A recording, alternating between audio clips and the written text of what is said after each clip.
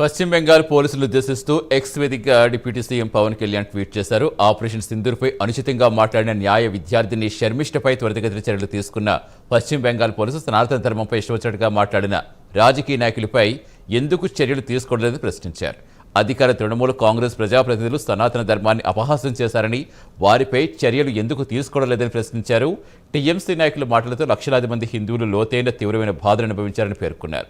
లౌకికవాదం కొందరు కవచంలో మరికొందరు కత్తిలా ఉండకూడదని, పశ్చిమ బెంగాల్ పోలీసులు అందరికీ న్యాయంగా వ్యవహరించాలని సూచించారు.